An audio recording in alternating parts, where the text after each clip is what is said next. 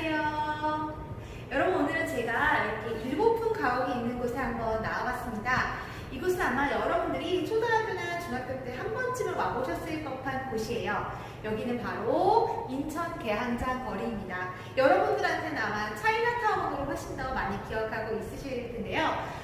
인천은요, 우리나라에서 최초로 개항된 세 개의 항구 중에 하나입니다. 그래서 이 계항장 거리에 당시에 청나라 사람들 그리고 일본 사람들, 외국인들이 거류하는 계항장 거리가 지금도 조성이 되어 있어요. 마치 하나의 거대한 박물관처럼 이 근대 시기의 건물들 그리고 시설들이 남아 있습니다. 한 번쯤 꼭 가보시면 좋겠네요. 오늘은 이 우리나라 계항의 역사, 강화도 조약부터 시작해서 한번 수업 시간에 만나보도록 하겠습니다. 그럼 한번 출발해 보겠습니다. 학년학생 여러분, 안녕하세요. 이혜경 선생님입니다. 오늘은 여러분들 지난 시간에 이어서 근현대사 강화도 조약과 계항이라고 하는 주제로 수업을 함께 하도록 하겠습니다. 자, 여러분들 2-5강 학습지를 준비해서 수업을 들어주시면 됩니다. 자, 수업 시작 전에요. 여러분들 제가 여기 화면에 하객동 조약 보이십니까? 네. 하객동 조약에 먼저 여러분들 밑에 학생 사인란 보이시죠? 거기다 서명하시고 시작하겠습니다. 자, 서명하세요. 1조 한번 볼까요? 하중여고 학생들은 부모님과 관계없는 독립적인 인격체로 선생님과 평등한 권리를 가진다. 2. 하중여고 학생들의 집에 언제든지 선생님 마음대로 드나들 수 있다. 3. 선생님이 하중여고 학생들 집에 들어가 마음대로 물건을 드실 수 있도록 허가한다. 4. 선생님이 잘못된 행동을 하면 선생님의 부모님이 심판한다. 5. 이 조약은 영원히 지키고 변경할 수 없다. 자, 선생님 사인 할게요. 여러분도 사인 해주세요. 네. 선생님이 지금 갑자기 뭐 이상한 소리를 하나 싶으시죠? 네. 하객동 조약은 여러분들 지금 서명하신 분들 혹시 계시나요? 절대 서명하시면 안 되죠? 오늘 우리나라와 그리고 조선과 일본이 맺은 강화도 조약이 얼마나 부당한 것이었음을 알려드리기 위해서 제가 이 하객동 조약을 준비했는데요. 이따가 각각의 이 하객동 조약이 뭘 강화도 조약과 의미하는지 연관되어 있는지 한번 같이 살펴보도록 하겠습니다. 네. 자, 그러면 강화도 조약이 체결되게 된 배경부터 저와 같이 한번 정리를 해보도록 하겠습니다. 자, 지난 시간 배운 내용부터 한번 살펴보도록 할게요. 제가 앞글자 따라서 외우자고 했었죠. 병제, 병오실. 병제, 병오실. 병인 박해로 인한 병인 양육. 기억나시죠? 제너럴 셔먼너 사건으로 인한 심리양육. 오펙트 노골 사건. 이렇게 한번 정리를 했었습니다. 이러한 상황에서 대원군은 통상수교 거부 정책을 매우 강화하였다 이런 얘기 있었어요. 그러한 가운데 그러다가 갑자기 왜 이렇게 문을 꽉꽉 닫아 걸었던 대원군이 이렇게 일본과 조약을 체결하는가, 우리 그 배경을 먼저 살펴봐야 되는데요. 첫 번째는 뭐냐면 이제 고종이 성이 됐어요. 고종의 친정입니다. 고종이 친위 정치를 하다 보니까 또 고종 주변에는요 통상수교를 해야 한다, 서양과 문을 열어야 한다 라고 주장하는 사람들도 꽤 있었거든요. 그러다 보니까 이 고종의 친정과 문호 개방의 요구, 문호 개방을 요구하는 사람들이 상당히 늘어나고 있었습니다. 이러한 상황에서 여러분들 일본은요 자신들이 미국에게 당했던 그대로 우리나라에 운요호라고 하는 배를 가져와서 강화도에서 함포 사격을 하면서 조선을 위협하고 통상수교를 요구하게 됩니다. 이 사건을 우리는 무슨 사건이라고 하냐면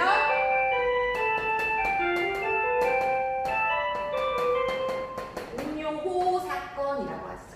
1875년에 운요호 사건이 일어나게 됩니다.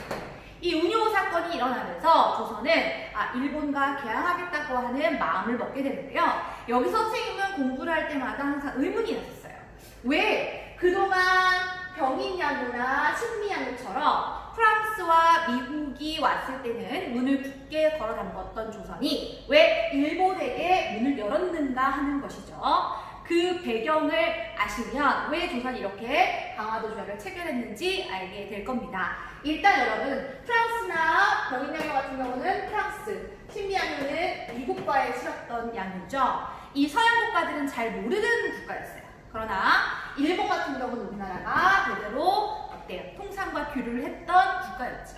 그렇기 때문에 훨씬 더 문을 여는데 부담이 없었을 것으로 보입니다. 물론 일본이 이 운요 사건 뒤에 감춰져 있던 그런 침략적 의도는 파악하지를 못했어요. 기존의 조선과 일본의 외교 관계의 연장선이라고 생각했던 것 같습니다. 그렇기 때문에 일본이 요구했던 개항이라든지 통상 요구를 그 이전의 조선시대의 교린의 단계와 비슷한 수준으로 착각했던 것이 바로 조선의 패착 중에 하나였습니다. 그러면 이렇게 일본과 맺은 강화도 조약, 그 내용부터 한번 살펴보도록 하겠습니다. 자, 강화도 조약은 1876년 2월에 체결된 조약이고요. 다른 이름은 조일 수호 조규가 정식 명칭입니다. 강화도 연무당에서 이 조약 체결이 이루어져서 일명 강화도 조약이라고 불리는데요. 여러분들 이 강화도 조약의 내용과 그 안에 담겨진 침략적 의도를 파악하시는 게 핵심이라고 할 수가 있겠습니다. 먼저 강화도 조약은 첫 번째로 우리나라가 최초로 맺은 근대적 조약입니다.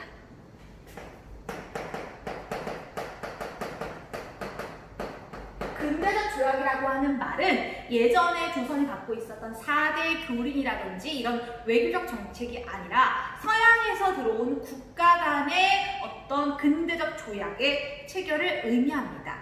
이런 것을 처음 접했던 조선은 굉장히 당황스러웠어요. 왜냐하면 일본의 입장에서 조선과 이미 교류를 맺고 있는 상황이었는데 이제 와서 왜 조약이라는 것이 필요한지에 대해서 조선은 아마 파악하지 못했던 것 같습니다. 그렇기 때문에 그 안에 담겨진 조약 내용 안에 있는 담겨진 내용도 아마 파악이 좀 덜 됐던 것 같습니다. 그리고 가장 중요한 거, 이 강화도 조약은요, 일본과 우리나라한테 맺어진 조약 중에서도 매우 불평등한 조약의 내용이 담겨져 있습니다. 최초의 근대적 조약이다. 불평등 조약입니다. 이 조약이 왜 불평등한지는 4번과 5번에 나와 있습니다. 세 번째, 이 조약의 첫 번째 구절을 보면 이런 구절이 나와 있습니다. 여러분들 학습지 조금 밑으로 내려가시면 사르르 역사일기에 첫 번째 강화도 조약이 나와 있습니다. 제 1조 한번 보실까요? 조선은 자주국이며 일본국과 평등한 권리를 보유한다. 여러분 제가 아까 하객동 조약 1조가 그거였죠? 하객여고 학생들은 부모님과 관계없는 독립적인 인격체로 선생님과 동등한 권리를 가진다. 여러분들은 미성년자입니다. 부모님의 보호를 받아야 해요. 여기에서 마치 여러분들을 굉장히 독립된 인격체로 대우해준다고는 하지만 사실은 그것은 제가 여러분들을 속이려고 하는 것이죠. 비슷한 예라고 볼 수는 없겠지만 당시 조선은 여러분 조선의 역사는 중국과 끊임없는 영향력 아래에 있었어요. 그래서 일본은 이 조선은 자주국이라고 하는 아주 겉으로 보기에는 그럴싸한 조항을 통해서 뭐라고 싶었냐면 우리가 이제 조선과 조약을 체결하겠으니 너희들 청나라는 조선 일에 간섭하지 마라 라고 하는 그 의도가 여기에 들어가 있었던 겁니다. 청의 종주권을 부정한다. 당시 청나라가 갖고 있었던 조선에 대한 영향력을 완전히 배제하고 싶었던 것이 바로 이 조항의 첫 번째 조항에 나오는 내용입니다. 조선은 자주국이다. 곧 나 청은 신경 꺼라. 이런 내용이에요. 1조를 보시고 일본이 조선을 자주국으로 대우해줬네 라고 착각하시면 안 됩니다. 그것은 당연히 누구를 배제하기 위한 것이다. 청을 배제하기 위한 것이다. 그리고 여러분들 네 번째 이런 내용이 나옵니다. 치외 법권을 인정한다.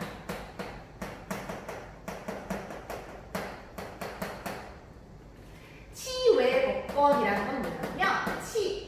법의 권한 바깥에 준다 이런 뜻이에요. 다른 말로 여기 밑에 뭐라고 나와 있냐면 영사재판권이라고 되어 있어요. 이것은 무엇이냐면 아까 선생님이 하객동 조약할 때 선생님이 잘못하면 선생님 부모님이 심판한다 라고 되어 있었죠. 자, 여러분들 선생님 부모님이 선생님을 재판한다라고 하면 당연히 누구 편을 들겠어요? 저에게 유리한 판결을 내리겠죠. 마찬가지입니다. 조선에 들어온 일본인이 잘못을 저질렀을 때는 조선의 법에 따르지 않고 일본의 영사, 일본의 외교관이 재판을 한다. 즉, 일본인은 조선 법에 적용을 받지 않겠다라고 하는 겁니다. 이렇게 되면 일본인이 우리나라에 와서 정말 사기를 치던 도둑질을 하던 심지어 살인을 하던 조선 사람이 그 법으로 처벌할 수 없다는 얘기가 되는 거죠. 우리 입장에서 굉장히 상식적으로 말이 안 되는 내용입니다. 이 치외 치외법권이 여러분 바로 대표적인 불평등 조약의 예시입니다. 그러면 조선은 왜 이 치외법권이라고 하는 불평등 조약의 내용을 받아들였을까요? 조선은 바보였을까요?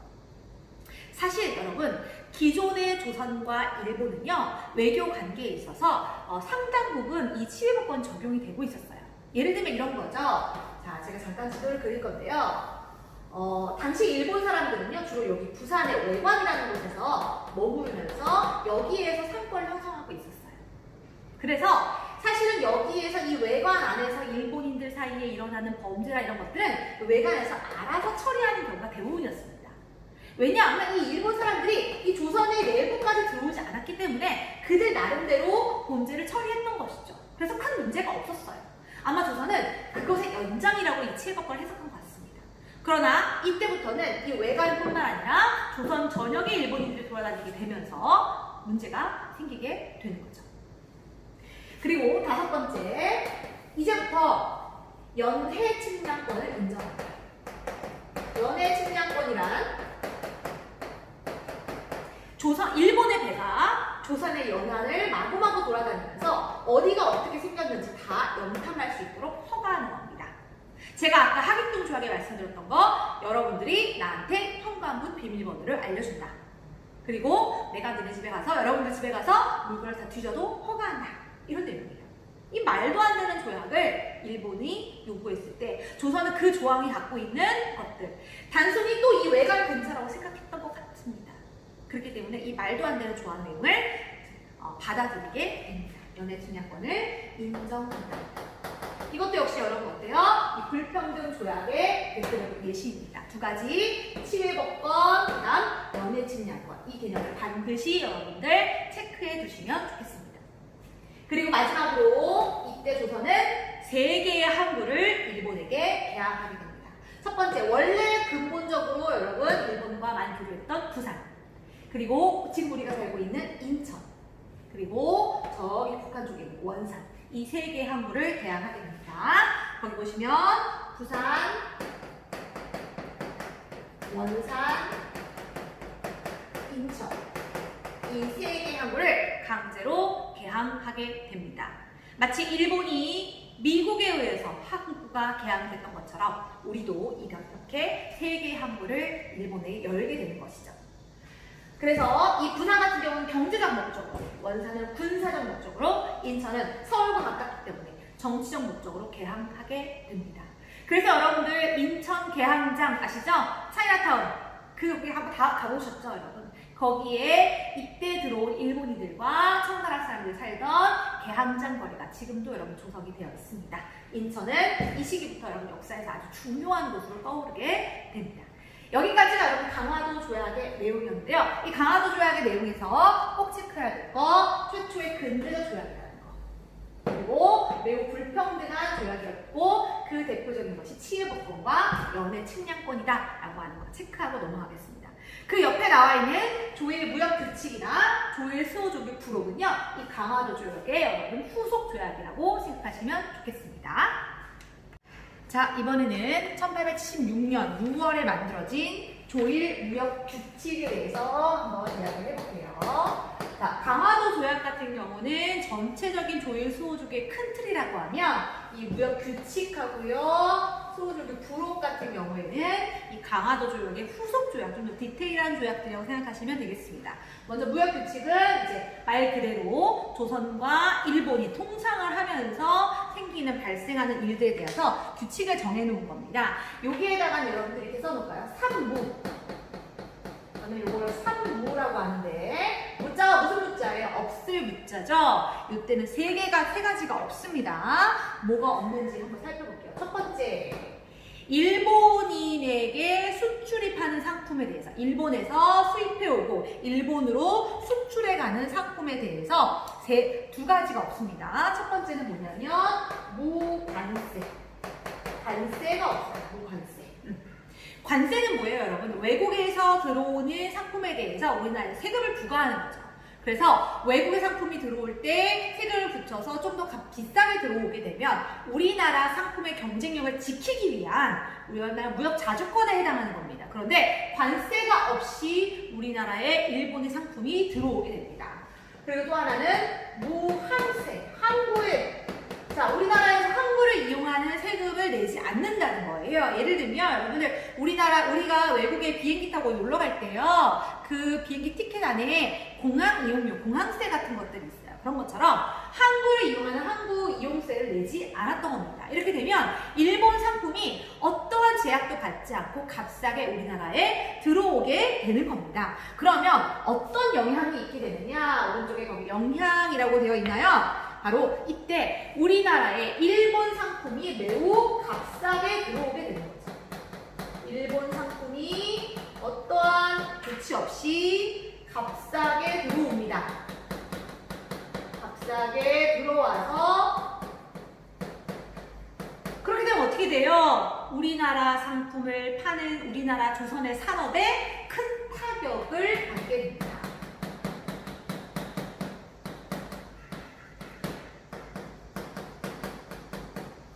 특히 여러분 이때 일본에서 들어왔던 대표적인 상품이 뭐냐면 면이에요. 옷감입니다.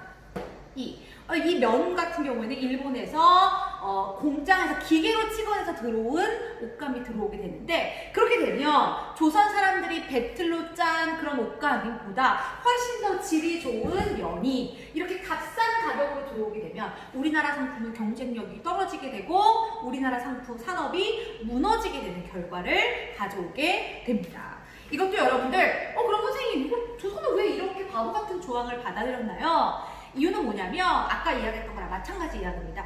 기존의 조선과 일본이 교류했던 외관 지역에서는 그 지역 안에서만 보통 무역이 이루어졌기 때문에 크게 관세를 부과할 의미가 없었습니다. 그러나 이때가 되면 대규모 무역이 이루어지면서 이것이 굉장히 큰 문제가 되었던 것이죠. 조선이 이 당시 강화도 조약과 부속 조약으로 나오는 초래할 결과에 대한 인식이 부족했다라고 보시면 좋겠습니다. 두 번째, 그리고 여러분 이때 무역규칙에 포함되는 내용 중에 하나가 뭐냐면 곡식에 대해서 곡식의 무제한 유출이 허용됩니다. 세 번째 무는 이겁니다. 곡식의 무제한 유출에 허용됩니다.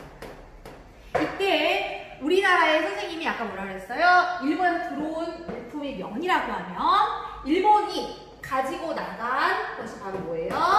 쌀입니다. 바로 쌀입니다. 곡식입니다. 왜 일본이 우리나라에서 어마어마하게 많은 쌀을 가져가게 되냐면 이때 일본이 공업화하게 돼요. 공업화. 그래서 일본에서 도시 노동자들이 마구마구 늘어나게 됩니다. 그러다 보니까 그들을 값싼 노동력으로 부려먹기 위해서는 쌀을 아주 값싼 가격에 제공을 해야 돼요. 그래서 일본에서 식량이 부족해지는 조치를 하기 위해서 조선에서 쌀을 엄청나게 많이 사가게 된 겁니다. 선생님, 쌀을 사가면 좋은 거 아닌가요? 네, 지주들은 좋았겠죠. 그러나 백성들은 어떻게 됐을까요? 곡식이 여러분 일본은 다 빠져나가요. 그럼 우리나라 곡식이 어떻게 될까요? 부족해지죠? 곡식이 부족해지면 곡식의 가격이 어떻게 될까요? 올라가겠죠. 그럼 그 피해는 고스란히 누구에게? 하층민들에게, 가난한 백성들에게 그 피해가 돌아가게 됩니다. 그래서 밑에 보시면 영향이라고 되어 있나요? 한번 여기 또 빨간색으로 되어 있네. 자, 영향. 곡식이 일본으로 다 무제한으로 빠져나갔어요. 그러면 어떤 변화가 일어납니까? 바로 조선의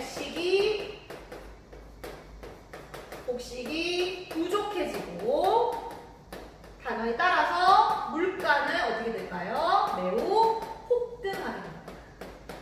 그렇게 되면 이 피해는 고스란히 누구에게 돌아간다? 바로 하층 백성들에게 돌아가게 됩니다. 나중에 여러분 다음 시간에 배울 이모군란 같은 것도 요거와 관련된 사건이라는 거. 선생님이 아까 3무라 그랬죠? 첫 번째 무관세, 무항세, 곡식의 무제한 유출. 이게 바로 3무가 되겠습니다. 경제적인 타격이 상당히 많았을 것으로 보이죠? 여러분들 체크하시면 좋을 것 같습니다. 그래서 이러한 문제들을 결국에는 나중에 개정을 하게 돼요. 여러분 밑에 여기 개정이라고 나와 있나요? 자, 제가 여기 필기를 여기 오른쪽에다가 하겠습니다. 그래서 1883년이 되면 이 조항을 개정하게 됩니다. 그 개정한 조항의 이름이 거기 나와 있네요. 뭐라고 나와 있나요? 조일 통상장정.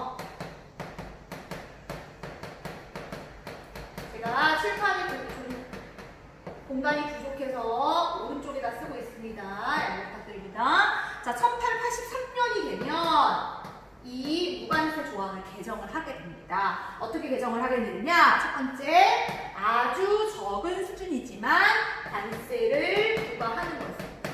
관세를 주겠다. 왜냐하면 이때 여러분 82년에 미국에서 우리나라의 관세를 인정을 해주거든요. 그래서 우리나라의 항의에 의해서 이 관세를 설정해줍니다. 두 번째, 이 곡식의 무제한 유출에 대항하기 위해서 이런 걸 하게 돼요. 방공령이라는 것을 선포할 수 있도록 법을 개정하게 됩니다. 방공령이라는 건 뭐냐면 막을 방자에 곡식 곡자예요. 곡식이 빠져나가는 것을 막으려고 하는 명령을 지방관이 선포할 수 있게 됩니다. 거기 밑에 제가 나와 있죠. 곡식이 빠져나가서 식량이 부족할 지역에 일어날 경우 지방관이 곡식의 유출을 막을 수 있는 권리가 있습니다. 그런데 여기서 오른쪽에 여러분 밑줄칠까요? 몇 개월 전에 일본한테 알려줘야 돼요? 1개월 전에 일본한테 알려줘야 될 의무 조항이 들어가 있었습니다. 이게 문제였어요. 여러분, 우리가 코로나 처음 시작될 때 마스크 부족 현상을 굉장히 많이 겪었죠. 만약에 여러분 어떠세요? 만약에 내일부터 마스크 값이 한 장에 10,000원 오른다면 여러분 당장 지금 뭐 하시겠어요? 마스크 사러 가시겠죠? 마찬가지. 한 달 후에 방공령을 선포하겠다라고 하면 당시 일본 상인들은 어떻게 했을까요? 쌀을 다 사재기했을 겁니다. 방공령이 소용이 있었을까요? 없었을까요? 없게 되겠죠. 그래서 이 방공령은 사실 거의 세모에 해당하는 정책밖에 될 수 없다라는 거 여러분들 기억해 주시고, 세 번째, 미국과 동일하게 최혜국 대우를 받게 되었다. 이 최혜국 대우에 대해서는 일단 여러분들 쓰시고요. 제가 이 최혜국 대우가 무슨 말인지는 이따가 종이 조약에서 설명을 드리도록 하겠습니다. 마지막으로 조일 수호주교 부록 조항 볼게요. 이거 마찬가지로 아까 강화도 조약에 대한 부록에 해당하는 조약이다라고 보시면 되겠습니다. 자, 먼저 우리 아까 얘기했던 것처럼 우리 인천이 여러분 이때 개항장이었다고 했죠. 우리가 3개의 항구가 개항이 되었어요. 아까 부원인, 부산, 원산, 인천 이 3개의 항구가 개항이 되는데요. 이때 여러분 이 개항장이라고 하는 곳에서 일본 사람들이 돌아다닐 수 있었는데요. 우리나라 전역을 아직 돌아다닐 수는 없었어요.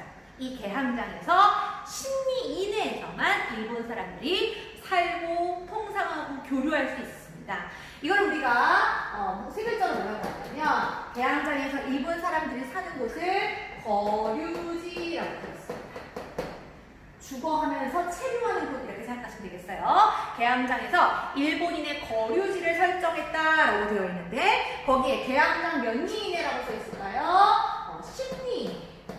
개항장 10리. 여러분들 10리 동그라미 치시고 10리는요 지금 말하면 약 4km 정도 해당하는 거리라고 생각하면 되겠습니다. 여러분들 거기 네모칸이 있죠?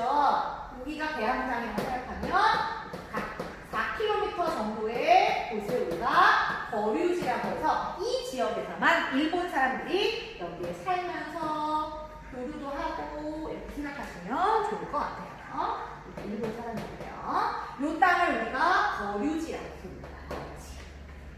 그러면 이 일본 사람들이 그럼 바깥에 있는 조선의 백성들과 통상을 하기 위해서는 어떻게 했느냐? 아까 그런 얘기 했었죠. 쌀을 사가고 면화를 팔고 이런 얘기 했었죠.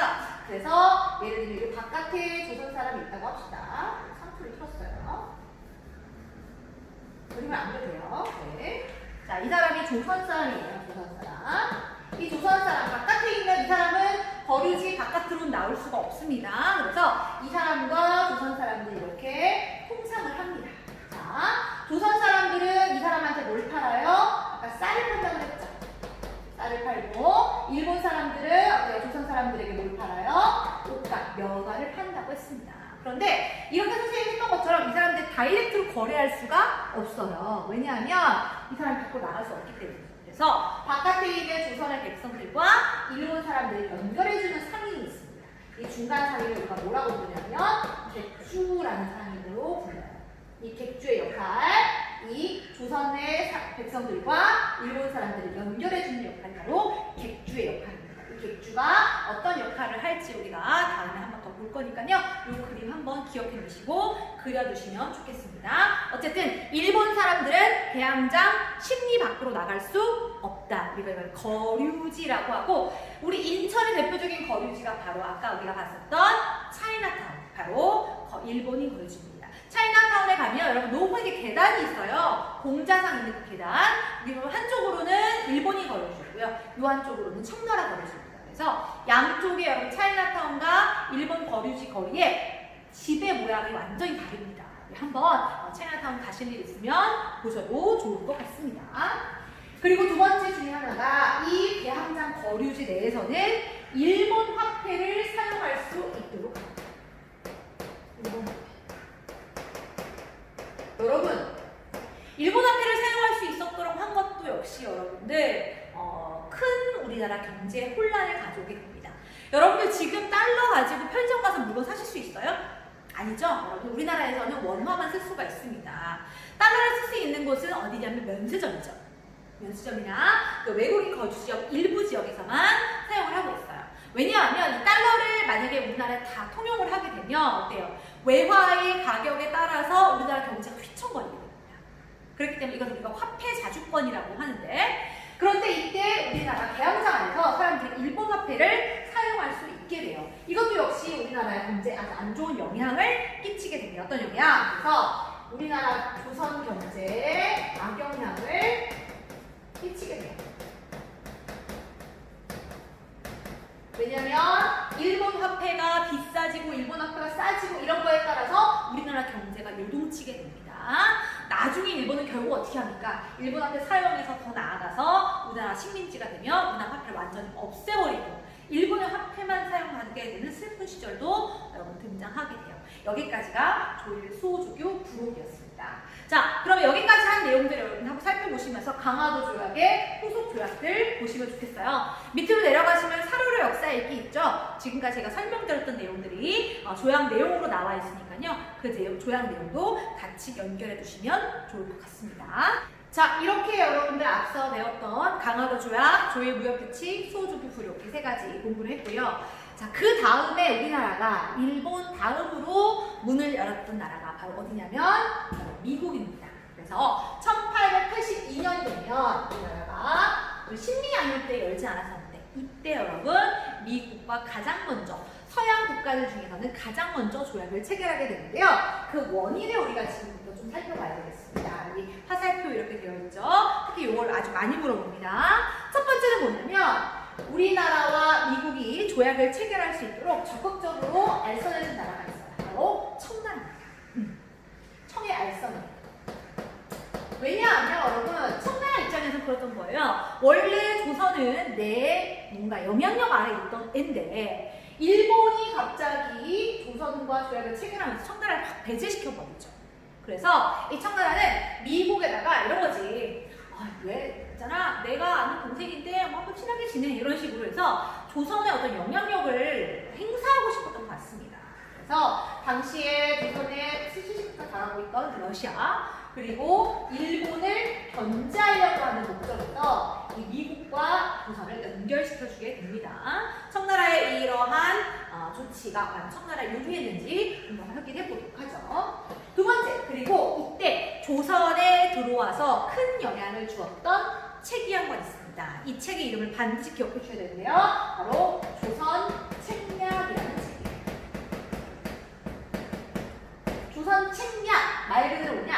앞으로 조선이 어떤 책략을 가지고 어떠한 정책을 가지고 나아가야 될 것인가에 대해서 청나라 사람이었던 황춘센이라고 하는 사람이 쓴 책이었는데요. 이 책의 내용을 반드시 기억하셔야 됩니다. 이거는요, 여러분들 사료로도 많이 출제가 되는 부분이거든요.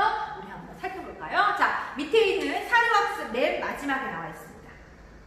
황춘센의 조선 책략 찾았나요? 자, 조선이라는 땅덩어리는 실로 아시아의 요충을 차지하고 있어 그 형세가 반드시 다툼을 불러올 것이다. 따라서 러시아가 강토를 공격하려고 한다면 반드시 조선이 첫 번째 대상이 될 것이다. 러시아를 막을 수 있는 조선의 측량은 무엇인가? 오직 중국과 친하며 일본과 맺고 미국과 연합함으로써 4강을 도모하는 길뿐이다. 여러분, 이 책의 여러분 목적은 일단 뭐냐면 러시아를 견제해야 된다는 거예요. 청나라 입장에서는 이 러시아를 견제하기 위해서 세 개의 나라와 조선이 연결이 되어야 된다고 합니다. 먼저 중국과 친하고 친중국. 근데 여러분들 이미 중국과 조선은 친하죠. 그 다음 결일본. 일본과 맺고. 이미 일본과는 강화도 조약을 체결했습니다. 그리고 가장 중요한 거, 여기서 나오는 거, 연미국. 미국과 원합을 해야 합니다. 그래야지만 누구를 견제할 수 있다? 러시아를 견제할 수 있다. 그래서 이 조선 침략의 가장 핵심은 미국과 연결해야 된다라고 하는 내용입니다. 이러한 책의 영향을 받아서 조선은 서양에서 최초로 미국과 조약을 체결을 하게 됩니다. 바로 조미수호 통상조약입니다. 그래서 1번 내용 살펴보시면 첫 번째, 조미수호 통상조약은 서양과 맺은 최초의 근대적 조약입니다. 그냥 최초의 근대적 조약은 강화도 조약이죠. 서양과 맺은 최초의 근대적 조약. 그러면 미국은 착해가지고 평등한 조약을 해줬냐? 아닙니다. 얘도 역시 불평등 조약입니다. 서양은 최초다. 불평등 조약이다. 그래서 대표적으로 들어갔던 게 세 번째 뭐냐면 치외법권이 여기에 있습니다. 역시 미국 사람이 범죄를 저질렀을 때도 우리나라는 그들에 대한 재판권을 가지고 있지 않다. 그리고 네 번째, 가장 중요한 게 여기 나오네요. 자, 미국이 가장 먼저 요구했던 이거 바로 최혜국 대우라는 조항입니다. 최혜국 대우는 여러분들 일명 VIP 조약이라고 생각하면 되겠습니다. 즉 VIP, Very Important Person이죠. 그렇죠? 네. 즉, 미국이 앞으로 어떤 일에는 최대로 혜택받는 국가여야 한다. 이런 뜻이에요. 즉, 조선이 일본한테 빵을 주면 미국한테도 동일하게 빵을 줘야 한다. 사실 이 조항은 백지수표나 다름없는 아주 안 좋은 조항입니다. 즉, 조약 내용에 아주 어떤 구체적인 내용도 나와 있지 않지만 앞으로 조선이 외국에게 허용하는 어떤 혜택을 모두 다 미국도 동일하게 누리겠다는 거예요. 그런데 어때요? 밑에 여러분 학습지 여기 지금 한 7, 8은 지워졌지만 조일통상장전 개정할 때 일본이 또 조선에게 그 최혜국 대우를 요구합니다. 이것을 준 것은 아주 조선에게 굉장한 패착이다라고 보시면 좋겠습니다. 최혜국 대우. 대신에 여러분 약간의 관세를 인정을 해주겠죠. 선생님 보기에는 미친 장사한 것 같아요. 요거 받고 이렇게 큰 걸 내주다니. 그죠? 그리고 여러분들 고종이 기대했던 건 6번에 있습니다. 6번에 무슨 조항이 있었냐면 거중조정이라는 조항이 있었어요. 거중. 중대한 일에 처했을 때는 서로 도울 조자. 서로 도와주자. 밑에 보세요. 미국과 조선이 어느 한 나라가 어려움에 처했을 때 서로 도와서 문제를 해결하자. 그래서 여러분들 고종이 이걸 믿고요. 을사늑약 체결하기 전에 미국한테 도와달라고 했어요. 그런데 어땠을까요? 미국은 이미 일본과 가스테프트이락이라고 하는 비밀 조약을 맺고 미국이 필리핀을 먹을 때는 일본 너는 조선을 먹으라라고 하는 강대국들 간의 약속이 미리 되어 있는 상태였습니다. 외교에서 이 약속을 믿을 수가 없는 약속이었다라고 하는 거죠. 이게 바로 조미수호 통상조약의 내용입니다. 여러분들 그리고 나서 이 미국을 시작으로 우리나라가 여러 나라들과 조약을 체결하게 되는데요. 그 다음 대표적인 나라가 영국, 그 다음 독일, 그 다음 러시아, 가장 마지막으로 프랑스와 수교를 하게 됩니다. 좀 기억할 거, 프랑스가 가장 늦은 이유고, 여러분 프랑스가 제일 먼저 왔잖아, 우리나라 병인 양부터, 그렇죠? 그런데 이 프랑스는 이 천주교 문제가 해결되지 않아서 천주교 포교 문제 때문에 가장 늦게 우리나라와 수교한 나라가 프랑스가 되겠습니다. 자, 지금까지 여러분들 강화도 조약과 개항이라고 하는 주제로 수업을 해보았는데요. 여러분들 칠판 흐름 한번 제가 하나 잠깐 나올게요. 칠판 흐름 확인해 보시면서 필기 한번 정리해 주시고요. 여기에서 핵심적인 내용들 한번 체크를 해드리면 이 강화도 조약이 어떠한 불평등한 내용을 갖고 있었는지, 그리고 이 이러한 상무라든지 이 거류지 무역으로 인해서 어떠한 결과들이 맺어지게 되는지, 그리고 미국과의 통상 조약에서 어떠한 내용들을 우리가 특히 최애국 대우 여러분들 체크해 주시고 조선 책략 체크해 주셔서 이 당시의 조약들의 내용들 체크해 주시면 되겠습니다. 다음 시간에는요, 이 개항 이후에 우리나라가 어떠한 개화 정책을 추진하고 그리고 그 와중에 그 과정에서 어떠한 반발들이 있었는지 대표적인 것들 이모군란, 갑신정변 이러한 내용들로 수업을 만나도록 하겠습니다. 다음 주도 온라인 수업이에요. 여러분들 지치지 않고 열심히 하셨으면 좋겠고요. 주말 잘 보내시고 다음 주 화요일에 만나겠습니다. 감사합니다.